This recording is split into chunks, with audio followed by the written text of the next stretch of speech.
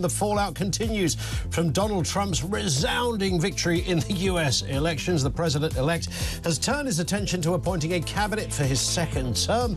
Some fearing his victory will be bad for trade, bad for climate. Why are people losing their mind over Donald Trump, particularly the celebrity fraternity? Can you somehow put some meat on that particular bone? I'm all ears at this end. Meanwhile, taxes on oil companies, flights and shipping have been proposed to help fund a new global target of giving at least $1 trillion a year to the poorest countries to deal with climate change. Well, part of that addresses the previous subject. We'll look at that in more detail too. And Prime Minister Keir Starmer is set to sign a new agreement with the Western Balkan nations to smash, yeah, there he goes again, smash the people smuggling gang, saying Britain cannot tackle the small boats crisis alone. Spoiler alert, Mr. Starmer, yes, you can if you want to, fella. You're just looking down the wrong end of the telescope. Everything you need to know, all the breaking news right here on Talk 0344 499 1000. We've arrived in a really funny old place with politics these last few years. Never have we been more divided. Polarity reigns supreme. It's no longer having a difference of opinion. Somebody who thinks in a different way becomes the enemy. And we've seen how the battleground that is social media plays this out. It ain't pretty, it's not particularly intelligent, and I would suggest, despite what Mr. Musk might tell you, never, ever, ever get your authentic news from social media. I mean, have a dip in. It can be rather useful. Some big names and organisations do post things that are relevant and massively of domestic or global interest. But be careful, be wary of where you shop for your news. I get that. And that doesn't mean that here in the mainstream world, this industry always covers itself in glory either. But I think you broadly take the point. However, Donald Trump and the victory of Donald Trump, and let's, you know, it's worth saying again, still 2 states to declare, I think I'm right in saying, Adam, isn't it? Still 2 more on the back burner, waiting for, I think Maine is still up there, and 1 other, which we will get, I'm sure, in the coming days. But that's where we're at the moment. But this is a proper victory. There's no one going to start banging on about damaged voting cards or iffy computers or anything like that. This is unequivocal stuff. This is what you would call landslide territory. And he's there for 4 years, and if they play their cards right, then his vice president potentially gets another 8 years. So this is going to change somewhat the fabric of the order of events. And I cannot tell you, putting aside Donald Trump, I'm totally in the Julia Hartley-Brewer camp on this. This isn't a fella that I want, looking after my house when I'm not there.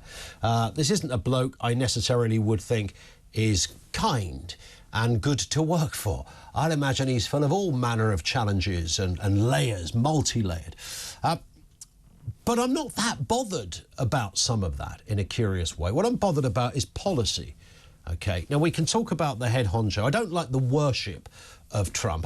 Trump's not a genius or anything like that. He just happens to be a very forthright bloke with a massive personality, a whole ball of energy, and is just a very good person to sell those policies.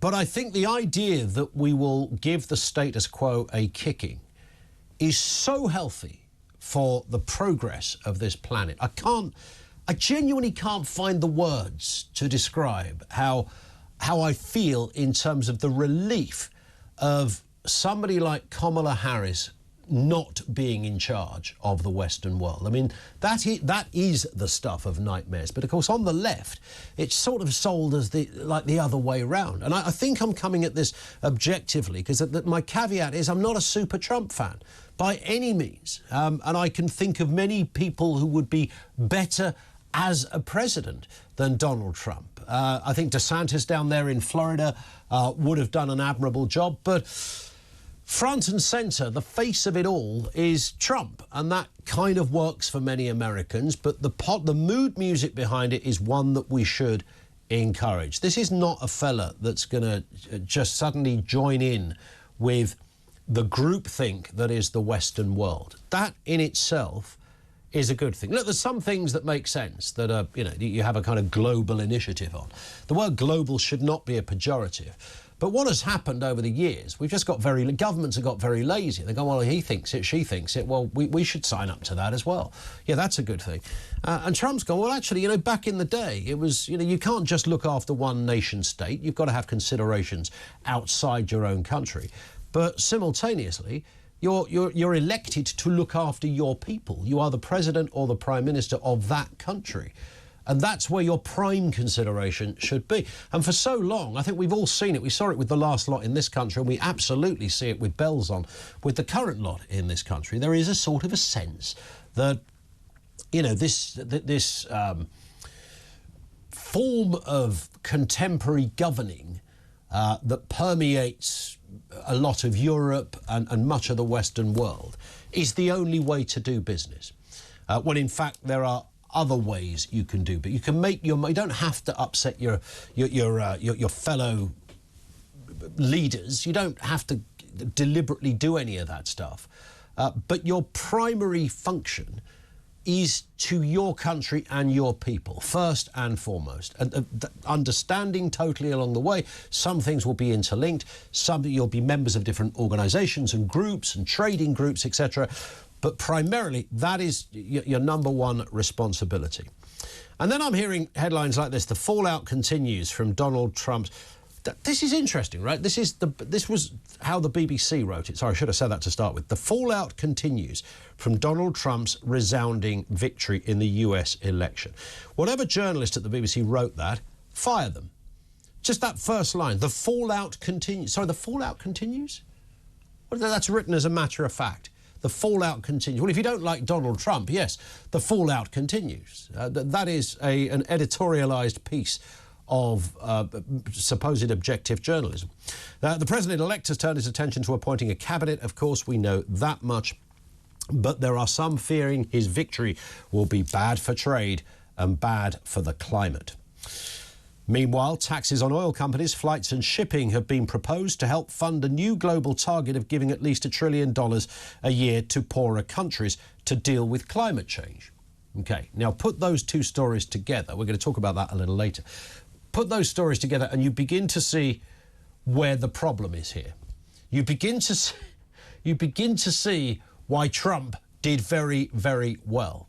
He's looking after his own country. His policies could have a negative effect on climate change action.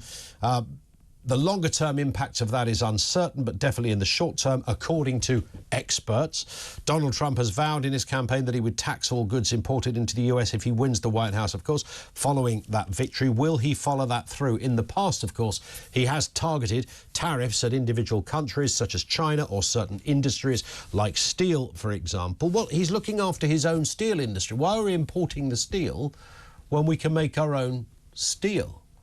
I'm sorry, what point was that weird or extreme?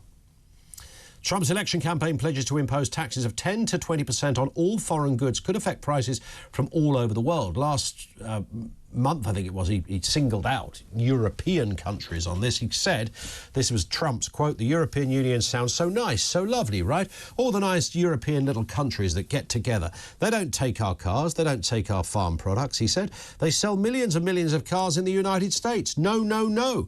They're going to have to pay a big price for this." BMW, Mercedes, Volkswagen shares all fell between 5 and 7% after Trump's victory confirmation. The US is the biggest single export market for German car makers. Well, that's their problem, not his.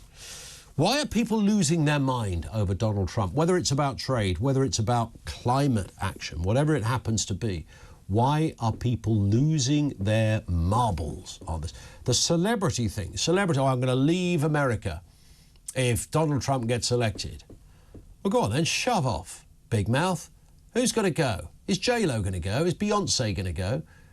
Is that weird comedian fella going to go? I mean, there's a whole list of these people who will... Remember, these are people that stood shoulder to shoulder with somebody called Kamala Harris. I promise you, in 5 years' time, you'll be in a pub quiz and you'll have to search your memory to recall who Kamala Harris was. I mean, her impact is short-lived and zero at the time. These people said that she's the best person to lead the Western world. Based on what? They all want to leg it. The celebrity world don't like it very much. Why are people losing their mind over Donald Trump?